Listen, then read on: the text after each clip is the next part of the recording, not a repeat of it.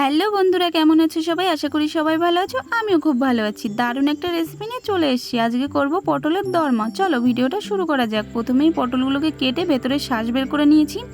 পটলের শাঁস, নারকেল কুড়িয়ে নিয়েছি।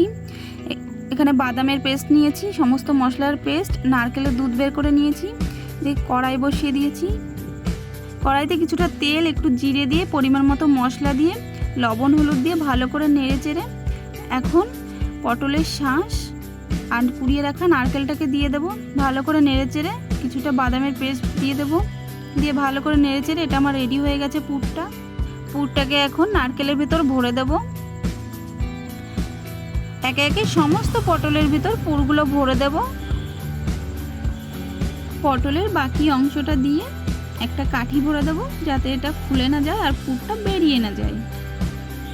একে একে সমস্ত পটলগুলো এমনি করে পুর ভরে নেব।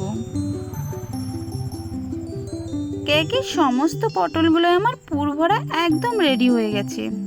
এখন মেইন রান্নাটা শুরু করব। চলো শুরু করা যাক।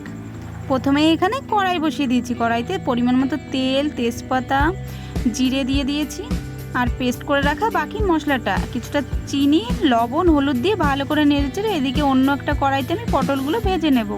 মশলায় বাদামের পেস্টটাকে দিয়ে দেবো। এদিকে পটল ভাজা হয়ে গেছে। পটলগুলো এখন মশলাতে ভালো করে নেড়েচেড়ে নারকেলের দুধটাকে দিয়ে দেবো। দিয়ে কিছুটা সময় ঢাকা দিয়ে রাখবো। ঢাকনা খুলে আমার প্রায় পটলের দরমাটা রেডি হয়ে গেছে। গরম মশলা দিয়ে ভালো করে নেড়েচেড়ে নামিয়ে নেব।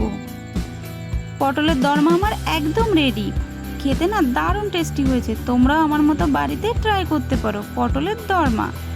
আমার ভিডিওটা যদি ভালো লেগে থাকে like, comment, share and subscribe করে দিও। দেখা হচ্ছে অন্য কোনো সুন্দর একটি ভিডিওতে।